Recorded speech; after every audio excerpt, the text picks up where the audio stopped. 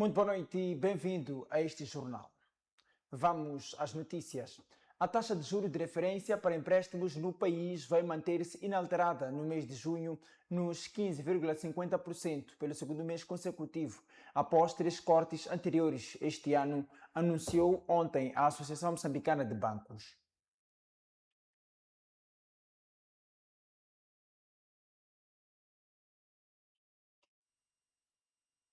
Desde janeiro de 2024, a taxa de referência dos bancos comerciais para empréstimos a empresas e particulares, conhecida como Prime Rate, vinha registrando uma trajetória de descida progressiva após ter permanecido durante 6 meses consecutivos no nível máximo de 24,1%.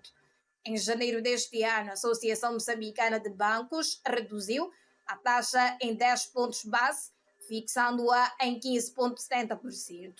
Em fevereiro, manteve-se inalterada, apesar do corte da taxa diretora ter então decidido pelo Banco de Moçambique. Nos meses seguintes, registaram-se novos ajustamentos, com cortes idênticos de 10 pontos base em março e abril, seguidos de nova estabilização em maio. Entretanto, a AMB decidiu manter inalterada em 15,50% a taxa de juro de referência, conhecida como Prime Rate, para o crédito a vigorar no país no mês de junho.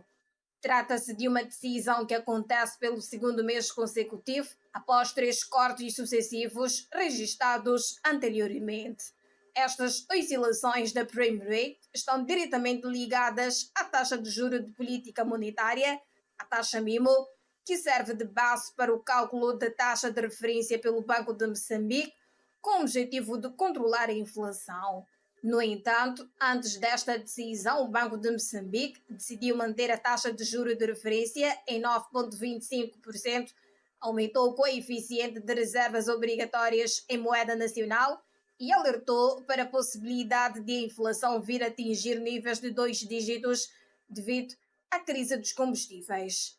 A Prime Rate aplica-se às operações de crédito contratualizadas entre instituições de crédito, sociedades financeiras e os seus clientes, sendo acrescida de uma margem, spread, que pode ser ajustada em função do risco associado a cada categoria de crédito ou operação específica. O gás natural deverá, nos próximos anos, reforçar a produção de energia em Moçambique, contribuindo para o aumento da capacidade de geração elétrica e para a expansão do acesso à energia. A garantia foi dada pelo secretário permanente do Ministério dos Recursos Minerais e Energia, Antônio Manda, que destacou o papel estratégico deste recurso na concretização da meta de acesso universal à eletricidade. Numa altura em que o país intensifica os esforços para expandir o acesso à energia elétrica, o secretário permanente do Ministério dos Recursos Minerais e Energia destacou o percurso da eletricidade de Moçambique. António Amanda afirmou que, apesar das várias tentativas de privatização e fragmentação da empresa ao longo dos anos, o Estado conseguiu preservar a EDM como um ativo estratégico para o desenvolvimento econômico nacional. Houve forças no passado que lutaram para dividir a EDM, né? Portanto, privatizar a EDM. Nós não teríamos o nível de acesso que temos hoje. A EDM é o braço comercial do Estado nessa área de energia e recebe comando do governo para ir lá onde não há negócio. Exatamente. Para as zonas rurais, só vai uma empresa como a EDM, que é pública, 100% do Estado. Enquanto o país aguarda pela implementação dos novos projetos hidroelétricos, o governo aposta também na valorização do gás natural para reforçar a capacidade de produção de energia. O nosso gás vai ser usado para centrais de energia e para outro consumo. E já está aprovado, né, para quem acompanha a geopolítica mundial, né, aqueles que recusaram o gás barato da Rússia no Ocidente, as indústrias todas estão a morrer. Portanto, ou estão a morrer, ou estão a se transferir para os Estados Unidos e a China. Portanto, porque a energia do vento e eólico não consegue, portanto, não consegue alimentar indústrias com consumo intensivo de energia. Sobre os grandes projetos energéticos em carteira, Manda esclareceu que o avanço da central hidroelétrica de Pandacua depende igualmente da construção de infraestruturas capazes de transportar a energia produzida para os principais centros de consumo. E muitos questionam, por que em Pandancua não sai? Pandancua está lá onde encontramos o grande potencial hídrico, né, no Vale do Zambeze. É ali. Mas os centros de consumo não estão ali. Então é preciso transportar aquela energia que vai se produzir lá para os centros de consumo aqui no sul e por aí fora. Então tem que haver projetos, twin projects, quer dizer, né, gêmeos, de que sem linha para transportar energia de lá onde tem o potencial para os centros de consumo, também não há geração de grande envergadura com investimentos como o de Pandancua. O secretário permanente do MIREM falava esta sexta-feira em Maputo, durante um seminário alusivo ao Dia Mundial da Energia, realizado sob o lema Desafios para o alcance da meta do acesso universal à energia até 2030.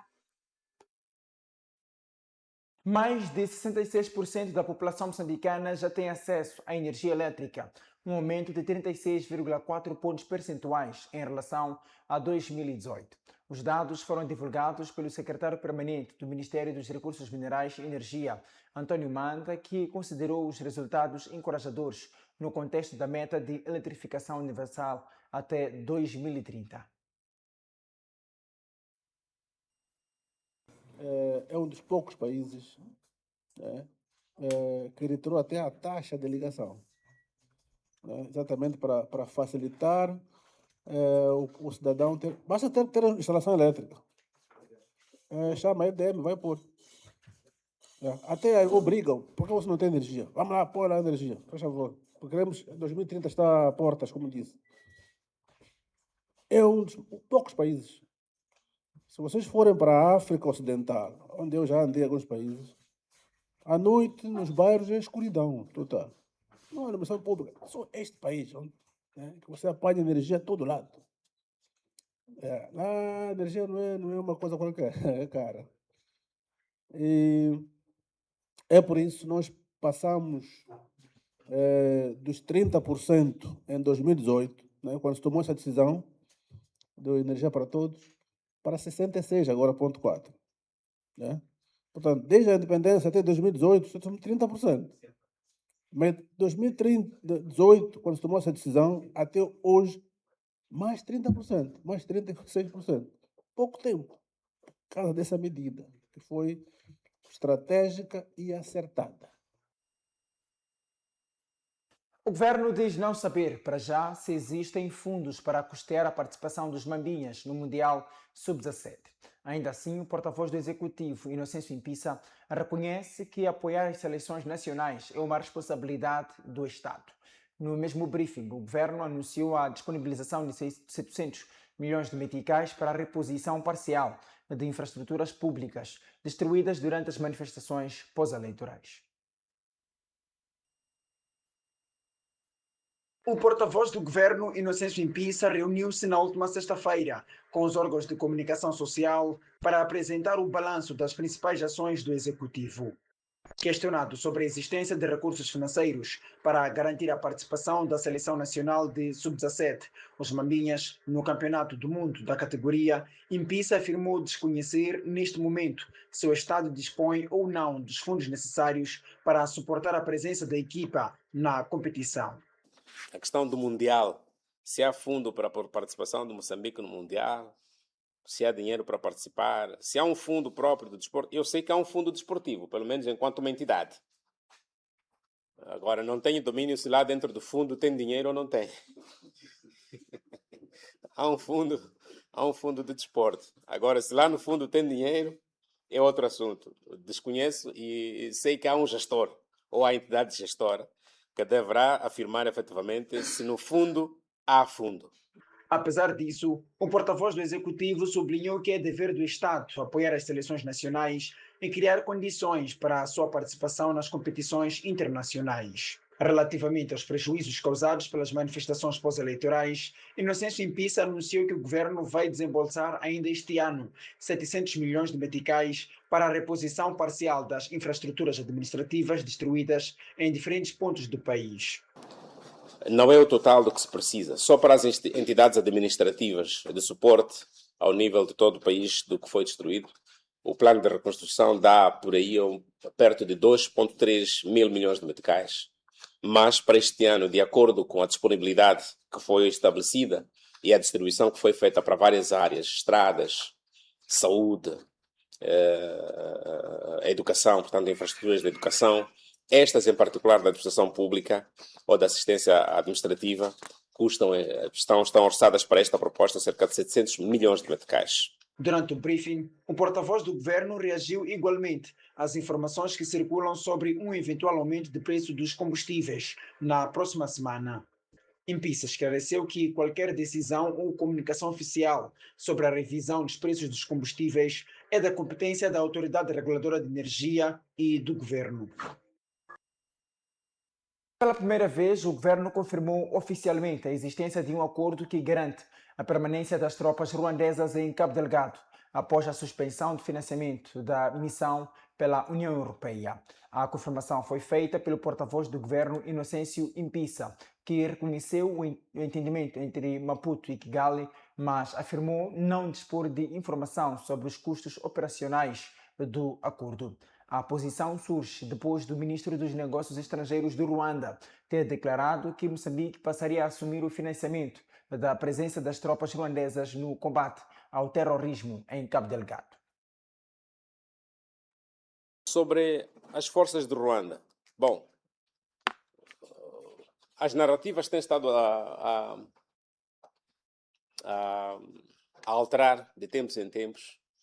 Entretanto, o governo estava a esboçar naturalmente um conjunto de soluções, de ideias e perspectivas para garantir que as populações continuassem devidamente asseguradas. Não há de ser coincidência que, mesmo depois do presidente de Ruanda ter feito uma afirmação que, de todas as formas, é uma afirmação correta, de que cada Estado precisa de garantir capacidade para atender as suas próprias necessidades, e faz todo o sentido, e fez uma referência numa das suas intervenções a dizer que Moçambique deve criar condições próprias para estar e garantir naturalmente as suas forças. Nem que para isso significa, por exemplo, o próprio país autofinanciar. Portanto, ou autofinanciar-se ou financiar quem entender que tem que estar e garantir esta segurança. No concreto, o Moçambique defende que as suas forças naturalmente têm que estar e têm que garantir a não turbação do seu território. Neste caso concreto, o que é que ocorre? Não há de ser coincidência também que esta medida ocorre um pouco depois de algumas horas de Sua Excelência o Presidente da República ter passado por algumas horas em Kigali, em Ruanda. Acho que a imprensa também noticiou a passagem de Sua Excelência o Presidente nas últimas 3 ou 4 semanas. Então não há de ser coincidência. Então há de estar tudo em volta um pouco destes contactos, destas abordagens, deste mecanismo de interação, deste mecanismo de relação entre Estados, que esta resposta poderá ter sido esboçada. Sobre os detalhes, não sei dos custos, não sei de quanto isso significa, até quanto tempo ficarão, mas os acordos certamente hão de clarificar nos próximos tempos sobre esta matéria. Mas, ao termos este reforço, isto permite continuarmos a capacitar ao nosso país. Isso dá tempo para continuarmos a reorganizar as nossas forças em termos de capacidade, em termos de equipamentos, tecnologias, entre outras, enquanto também temos o beneplácito e apoio por tantas forças amigas que dão suporte ao nosso trabalho de segurança do território nacional. O Procurador-Geral da República, Américo Letela, que tutela o Serviço Nacional de Investigação Criminal, advertiu que não serão toleradas atuações à margem da lei por parte daqueles que têm a responsabilidade de a fazer cumprir. O aviso foi deixado esta sexta-feira, no distrito de Muamba, província de Maputo, durante a cerimônia de lançamento do primeiro curso básico de formação de agentes do CERNIC. Abriu-se nesta sexta-feira um novo capítulo na história do Serviço Nacional de Investigação Criminal em Moçambique, com o arranque do primeiro curso básico de formação de agentes de investigação criminal, o primeiro do género desde a sua criação. A formação visa reforçar a eficiência e a eficácia do CERNIC através da preparação de investigadores dotados de conhecimentos operativos fundamentais no domínio da investigação criminal. A componente de formação revela-se de suma importância, pois a evolução e sofisticação constante da criminalidade impõe o aprimoramento das capacidades e domínios das técnicas especiais de investigação criminal, com vista a perceber a conexão entre as diversas redes criminosas, permitindo desta forma a sua desarticulação. O Procurador-Geral da República, Américo Letela, que dirigiu a cerimônia de abertura, recordou que a investigação criminal constitui um dos pilares essenciais do sistema de administração da justiça, sublinhando que, num contexto nacional e internacional, marcado pela criminalidade organizada, terrorismo, tráfico de drogas, branqueamento de capitais, corrupção, crimes cibernéticos e outras formas complexas de criminalidade transnacional, torna-se imperioso dotar as instituições de justiça criminal de quadros tecnicamente preparados com os mais elevados valores do Estado de Direito democrático. O agente de investigação criminal moderno não pode limitar-se a atuar apenas com base na intuição ou na experiência empírica. Existe hoje um profissional dotado de conhecimentos técnicos científicos sólidos, domínio das metodologias investigativas, capacidade de análise de inteligência criminal, respeito pelos direitos humanos, domínio das tecnologias de informação e comunicação, bem como elevada capacidade de atuação operacional em ambientes complexos e desafiantes. No final da formação, o Procurador-Geral da República espera que os agentes do CERNIC adquiram conhecimentos e competências suficientes para contribuir para o combate eficaz à criminalidade e para o desmantelamento das redes criminosas que atuam no país. A nossa expectativa é que, no final do curso, os formandos saiam munidos de capacidade que lhes permitam intervir com a qualidade de vida, de modo a que possam conseguir enfraquecer redes criminosas, limitar a sua influência social e reduzir a sua capacidade de regeneração.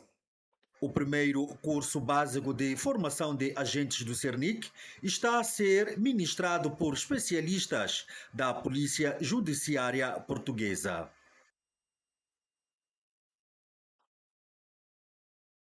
Vamos agora observar uma curta pausa, mas voltamos dentro de instantes. Até já.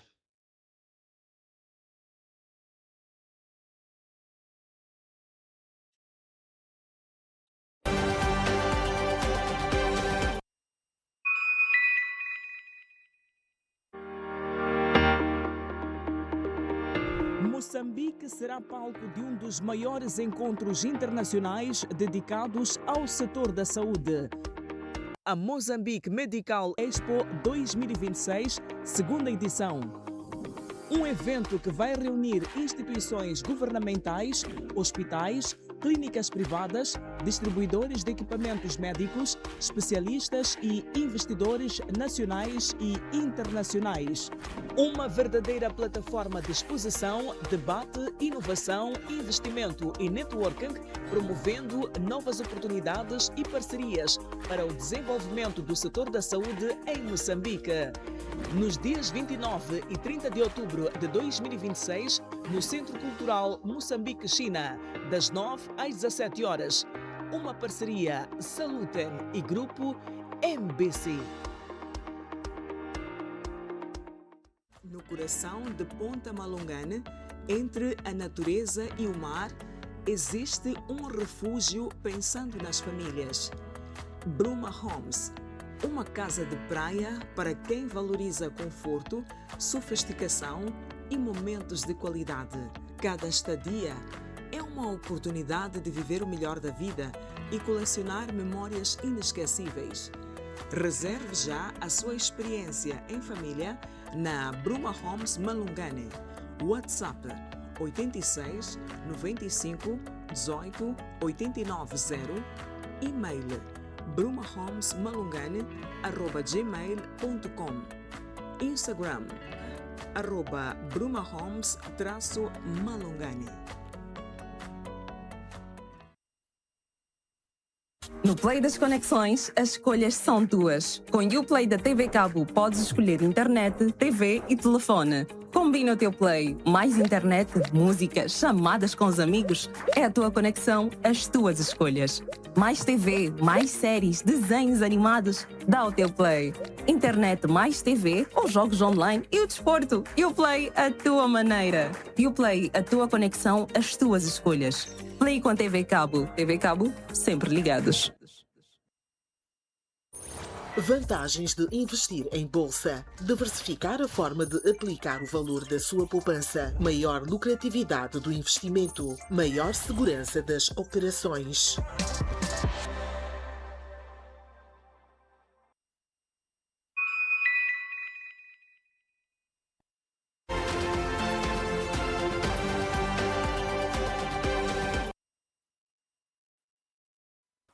Estamos de volta para a segunda e última parte deste jornal. A Escola Internacional de Maputo realizou hoje a quarta edição do Festival do Dia de África, num ambiente de união entre alunos, pais e encarregados de educação. O evento destacou a riqueza cultural do continente através da gastronomia, do artesanato e de diversas manifestações culturais dos países representados na instituição, numa celebração da identidade e diversidade africanas. Fundada em 1976, a Escola Internacional de Maputo leciona do pré-escolar ao ensino secundário, seguindo o currículo britânico Cambridge. A instituição acolhe mais de 20 nacionalidades e destaca-se pelo seu ambiente multicultural e pela aposta na formação integral dos estudantes. A diretora da Escola Internacional de Maputo, Auzinda Mapala, considerou durante a realização do quarto Festival do Dia da África num formato renovado que representa um desafio, mas também uma oportunidade para valorizar a diversidade cultural presente na instituição. Com quem podemos contar?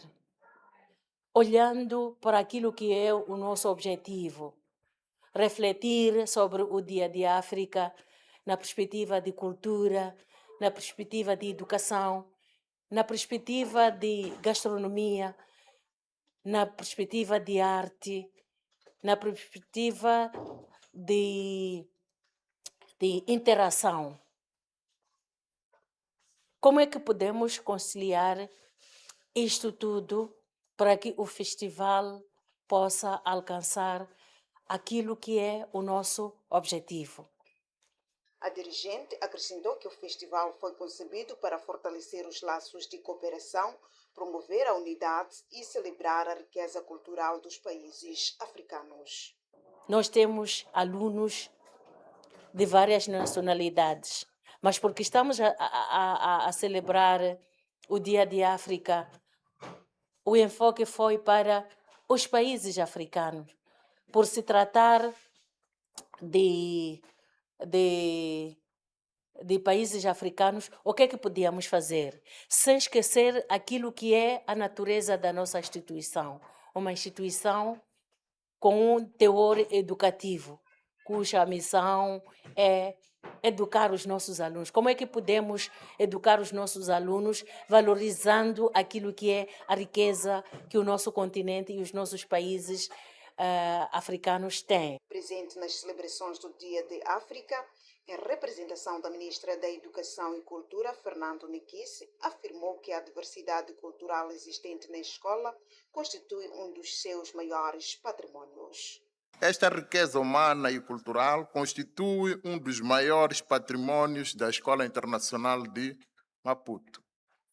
Aqui aprendemos que a educação vai muito além da sala de aulas, é também a formação de cidadãos conscientes, tolerantes, respeitadores e preparados para viver num mundo diverso.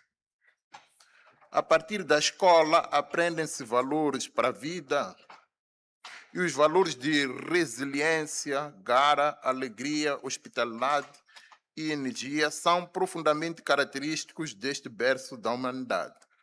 O Festival do Dia da África contou com a participação ativa da comunidade escolar, através da exposição de gastronomia, artesanato e expressões culturais de vários países do continente.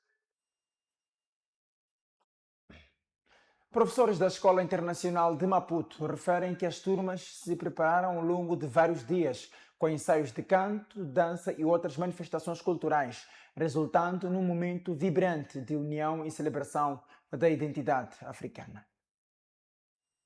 A Escola Internacional de Maputo promove este festival como uma plataforma de expressão de tudo aquilo que é africano.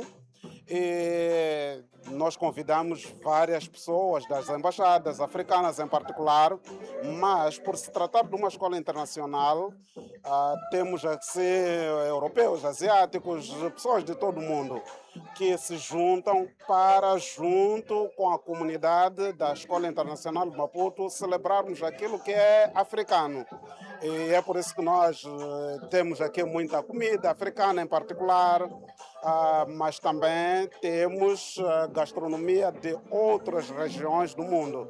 E então, basicamente, é o que nós estamos aqui a celebrar. Temos que dizer que vamos contar aqui com muitos artistas que vão também fazer parte da festa, mas no período de tarde. E então, é um festival que agrega quase tudo que é africano, particularmente porque estamos em Moçambique, claro, estamos também com muitos artistas moçambicanos. Vamos ter aqui a banda Cacana, vai hoje cantar aqui naquele palco. Vamos ter também muitos jovens, o Jorge Mbié, já tivemos no palco esta manhã, que abriu o festival, o Alcides Pires, e entre outros artistas que cá vão estar também. Preparar os alunos para o Dia de África foi especial. É uma feira que todos os anos nós temos, em que os alunos preparam-se durante a semana para apresentações que fazemos também durante as semanas. Cada turma tem um país indicado, então cada turma prepara alguma coisa especial sobre esse país. Então, durante a semana temos estas apresentações, mas também cada turma prepara uma dança, uma apresentação especial que é neste dia, que é o dia de hoje, que é já o dia de celebração do festival. Então, todas as turmas vão ter alguma apresentação específica, uma dança, um poema, vão cantar. Então, vamos ter muita variedade em termos de representações culturais de vários países em África.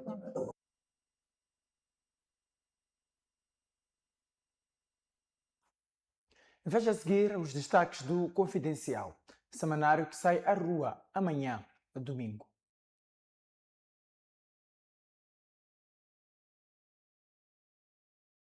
Espaço Confidencial aqui na BCTV. O principal destaque da edição número 11 de Confidencial é uma investigação sobre o ouro moçambicano e sobre uma pergunta que o próprio Estado moçambicano continua sem conseguir responder na totalidade. Para onde vai parte do ouro produzido no país? Entre 2021 e 2024, Moçambique declarou oficialmente mais de 5 toneladas de ouro. Mas quando cruzamos os dados com os dados do Ministério dos Recursos Minerais e Energia, da Unidade de Gestão do Processo Kimberley, das exportações formais e das reservas do Banco de Moçambique, encontramos uma diferença superior a 3 toneladas de ouro, cujo percurso não aparece claramente explicado nos documentos públicos. Ao preço oficial internacional atual, estamos a falar de cerca de 250 milhões de dólares. A investigação também levou-nos para zonas mineiras, onde esse ouro é extraído, e encontramos crateras abertas, circuitos informais de compra e intermediários móveis e relatos sobre o ouro que atravessa fronteiras antes de chegar a mercados internacionais como Dubai, África do Sul ou Suíça. Também analisamos os relatórios do Banco de Moçambique para perceber se parte desse ouro entra nas reservas do Estado. Os documentos públicos mostram que as reservas físicas praticamente não aumentaram no período de análise do confidencial. A edição mostra ainda como o ouro circula entre garimpeiros, compradores locais, corredores fronteiriços e mercados internacionais de luxo, enquanto muitas zonas de extração continuam marcadas pela pobreza extrema, a ausência de infraestruturas e fiscalização limitada. É uma investigação sobre mineração, mas também sobre transparência, controle estatal e circulação de riqueza num dos setores mais opacos da economia moçambicana.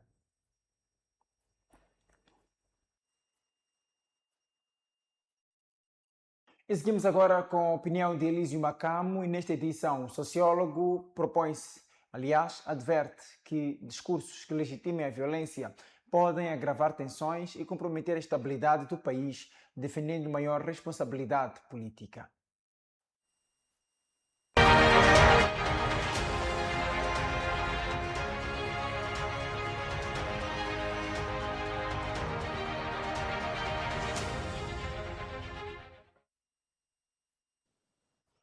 Boa noite, estimados telespectadores.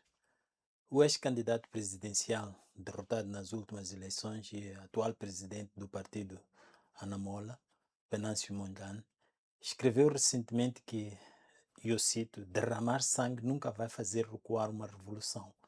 Vai, isso sim, fertilizar as mentes dos sobreviventes. É uma frase que circula nas redes sociais, de certeza com a intenção motivacional.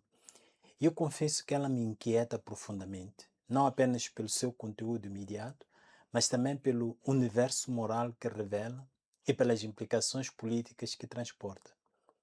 A primeira questão é de responsabilidade política.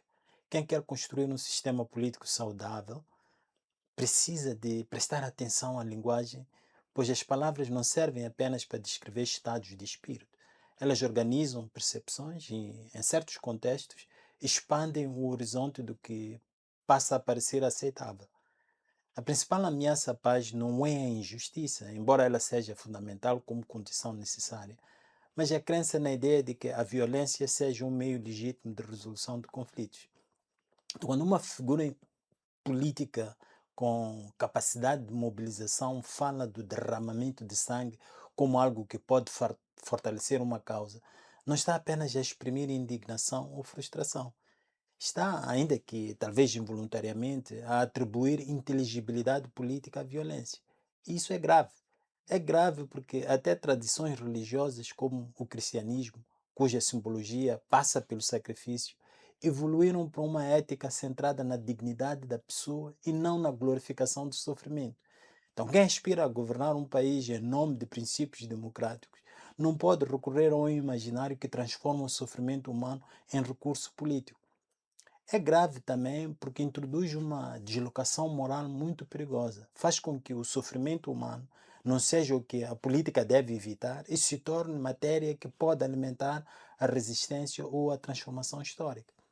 A morte de cidadãos não se apresenta apenas como tragédia, mas insinua-se como um recurso simbólico. Ora, uma liderança política não existe para integrar o sofrimento dos seus apoiantes numa narrativa de redenção política. Existe para impedir que o conflito político produza sofrimento desnecessário. Mesmo quando há ressentimento, mesmo quando há suspeitas de injustiça, mesmo quando setores da população sentem que não foram devidamente ouvidos, a responsabilidade de quem lidera é disciplinar a indignação politicamente, não conferir-lhe linguagem sacrificial. E esta preocupação é particularmente importante no nosso caso, porque Moçambique não é um país inocente em relação à violência política. Nós temos memória histórica suficiente para saber que certas linguagens não são neutras. Um país que conheceu a guerra, a polarização armada e sofrimento coletivo deveria ser especialmente cauteloso quando figuras públicas recorrem a metáforas em que o sangue aparece como força fecundadora da história. Algumas metáforas inflamam e outras dessensibilizam. E esta corre o risco de fazer as duas coisas. Mas há um segundo aspecto que me parece ainda mais importante. Esta frase é também um sintoma político. Linguagem desta natureza não emerge no vazio. Ela reflete níveis preocupantes de polarização, de desconfiança institucional e de erosão da crença de que o conflito político pode ser resolvido dentro das regras da convivência democrática.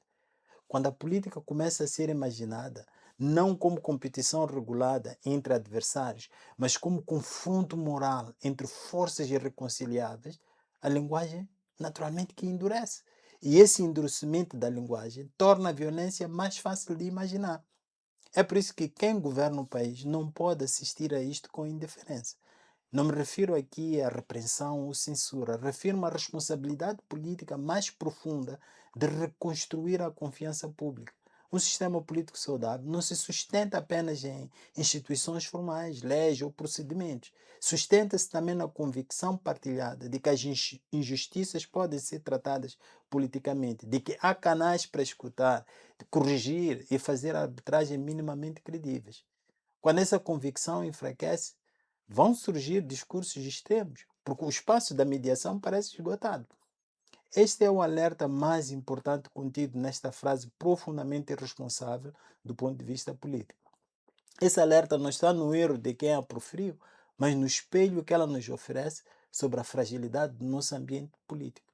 A persistência do sangue na imaginação política como linguagem plausível diz-nos que não estamos perante um problema apenas retórico. Estamos simplesmente mal. Mais uma vez, boa noite e até a próxima semana.